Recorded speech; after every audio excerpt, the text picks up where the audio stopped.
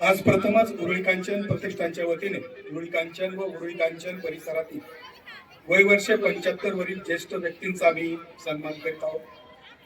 ज्या व्यक्तींनी सामाजिक, राजकीय, शैक्षणिक, क्रीडा, सहकार, उद्योग, व्यवसाय इतर अशा अनेक माध्यमातून आपल्या कार्याने उरुळी कांचनच्या परिसराचा विकास केला. त्यांनी समाजासाठी आपलं योगदान दिलं व समाजाला एक योग्य दिशा दिली. स्वतःचे सामर्थ्य दाखवून दिले. कोणतेही कार्य करताना त्यांच्या मनाची उभारी होती, प्रबळ इच्छाशक्ती होती, अभ्यासूवरती असाध्य ते साध्य करण्याचा विचार, चिकाटी, देह अशा अनेक गुण त्यांच्यामध्ये होते. म्हणूनच कोणत्या ना कोणत्या पदावर सरपंच असो, चेअरमन असो, सोसायटीचे संचालक असो, ग्रामपंचायत सदस्य असो, अशा विविध पदावर त्यांनी काम करून त्यांनी या समाजाचा विकास केला. अशाच मान्यवरांचा सन्मान प्रतिष्ठानच्या वतीने आम्ही करत आहोत. आदरणीय दादांनी या ठिकाणी तर जवळजवळ व्यासपीठावर असलेल्या सर्व मान्यवरांचा त्यांनी केलेल्या कार्याचा या ठिकाणी उल्लेख अतिशय सुंदर केलेला आहे.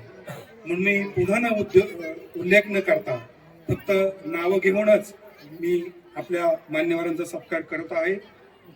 या ठिकाणी प्रथम आदरणीय मौली कांचन प्रतिष्ठानचे उपाध्यक्ष आदरणीय JB भाऊ यांनी करावा.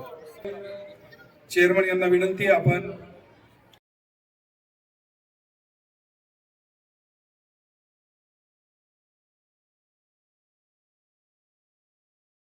आजच्या या कार्यक्रमाचे अध्यक्ष श्रीनाथ मस्कोबा सहकारी साहित्य कारखान्याचे कार्यक्षम चेअरमन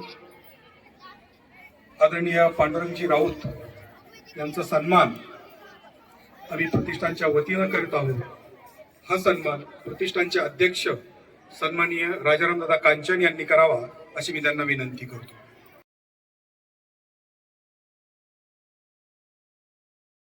या ठिकाणी उपस्थित आहेत ते जरी आमच्या प्रतिष्ठानचे विश्वस्त असले तरी त्यांची या ठिकाणी उरुळी कांचनच्या सरपंचपदी निवड झाल्याबद्दल त्यांचाही सन्मान करणं या ठिकाणी क्रमप्राप्त वाटतं. म्हणून मी पुन्हा एकदा दादांना विनंती करतो की आदरणीय मिलिंदजी कांचन यांचा सन्मान आपण करावा.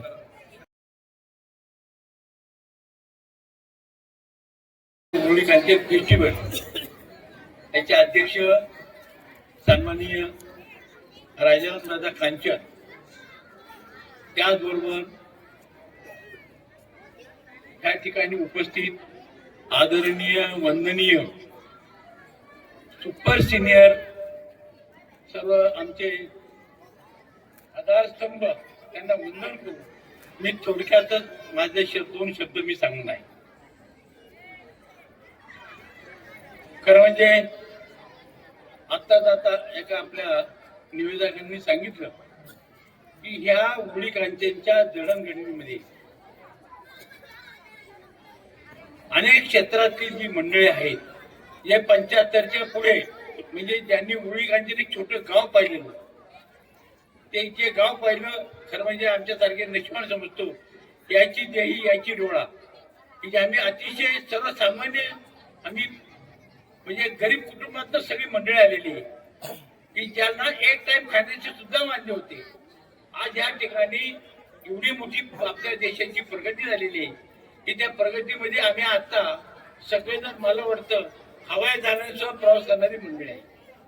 म्हणजे मी भाग्यवान समजतो की अशा ऋषितुल्य व्यक्तींचा सन्मान, त्यांचा आशीर्वाद मला मिळालेला आहे, एवढं मला निश्चित सांगावंसं वाटतं. खरं म्हणजे मला ह्या ठिकाणी बोलवल्यानंतर मी खूप भारावून गेलो. आमच्या कारखान्यावरती सुद्धा अशा प्रकारचे कार्यक्रम करत असतो.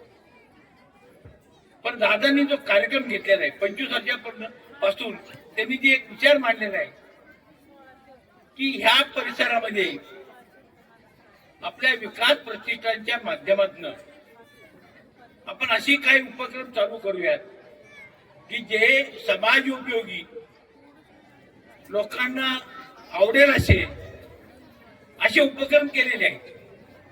विशेषतः त्याच्यामध्ये विद्यार्थ्यांची व्याख्यानं, म्हणजे विद्यार्थ्यांना व्यक्तिमत्व विकास, हा म्हणजे विद्यार्थ्यांनी, आपण 2 मिनिटं कुणाला बोलायचं तर बोलू शकणार नाही, तर पाय कापतात.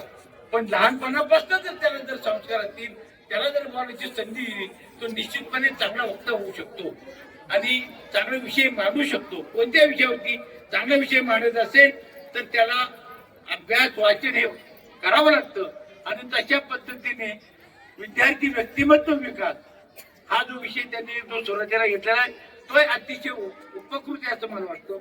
हे सगळं करत असताना उद्योग, व्यापार, स्पर्धा परीक्षांसाठी नामांत व्याख्याने त्यांनी महाविषय केले जातं. महिलांसाठी त्यांनी विशेष कार्यक्रम राबवले जातात. बचत गटातील विक्री स्टॉल म्हणजे बचत गटामध्ये छोटे छोटे वस्तू तयार करायच्या.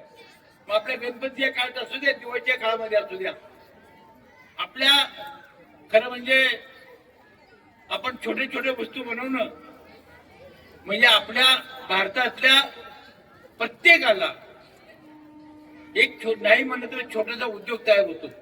म्हणून आपल्या पंतप्रधानांनी पाठीमागे म्हटलं होतं की स्वदेशीचा नारा जो दिला गेला की चायनी वस्तू खरेदी करण्यापेक्षा आपल्या पंत्या असू द्या, आकाश दिवे असू द्या, आपण माळा असू द्या लाईटच्या, ह्या सगळ्या भारतामध्ये जे तयार होणारे आहे ते आपण घेऊया. जेणेकरून हजारो लोकांना त्याचा रोजगार निर्माण होतो, बचत गटालाही काम मिळतं.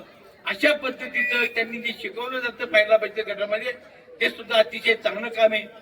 आताच आपण ऐकलं ज्येष्ठ नागरिकांचा सन्मान त्यांनी केलेला आहे, तर त्याचा एक आदरयुक्त सन्मान त्यांनी केलेला आहे. हा तर अतिशय स्तुत्य आहे असं मला वाटतं. आणि पंचकृषीतील लहान मोठे कलावंत आहेत. आता मी दादांना विचारलं की सगळ्यांची केस काळी आहेत, पांढरी तुमची काळी आहेत, तेव्हा मी नाटकात काम करतो. मला खूप बरं वाटलं, मिठी मारली त्यांनी मला. काय म्हणजे असे अनेक कलावंत आहेत ह्या क्षेत्रामध्ये, अनेक नामवंत आहेत. ह्या सगळ्यांचं आपण सगळ्यांनी घेऊन बरोबर जे काम करताय त्याच्याबद्दल खरं म्हणजे मी तुमचं मनपूर्वक अभिनंदन करतो. मनोरंजन जे आता आपण सांगितलं पहिलं शिवाजीराव भोसलेंचा कार्यक्रम खरं म्हणजे मी भाग्यवान समजतो की शिवाजीराव भोसलेंनी ज्या कार्यक्रमामध्ये त्या ठिकाणी ह्या उद्घाटन केलं, त्याचबरोबर आजीदादा सारखे, पतंगराव कदम पाटील सारखे, हर्षवर्धन पाटील सारखे, दिलीपराव वळसे पाटील असू द्या, भरणे मामा असू द्या, इतका छोटा याच्या मानाने सगळ्यात एक छोटा आपला एक सर्वसामान्य एक कार्यकर्ता आहे. आणि अशा रांगेमध्ये मला दादानी बसवलं, मी खरं म्हणजे त्यांचं मनापासून मी आभार मानतो. आता दादाने एकच सांगतो की आता आदर्श माता म्हणून तुम्ही एक पुरस्कार चालू करा. ज्यांनी आपल्या मुलांना घडवलं, हे चांगले संस्कार लावले, खरं म्हणजे आदर्श माता. खरं म्हणजे आता टिळेकर त्यांनी सांगितलं ज्येष्ठ नागरिकांचा त्यांचीच कल्पना आहे, अतिशय चांगली कल्पना आहे. आम्ही अशा कारखान्यामध्ये असे कार्यक्रम घेत असतो. ते आदर्श माता त्यांनी मुलांना घडवलं. दुसरं दुर्दैवाने ज्यांचे पती गेले असतात त्यांनी मुलांना मोठं केलं, ते खरं म्हणजे सोपं काम नाहीये. असं जे काम करते अशा मातांचा आपण चांगला सन्मान करावा असं मला वाटतं. मला या ठिकाणी बोलवलं त्याबद्दल मी सगळ्यांचं मनपूर्वक मनापासून आभार मानतो आणि आमचे सगळे विचित्र मंडळाला पुन्हा एकदा नमस्कार करून त्या ठिकाणी थांबतो. धन्यवाद. धन्यवाद चेअरमन साहेब. निश्चितच आपण केलेल्या सूचनेचा आम्ही या ठिकाणी विचार करू.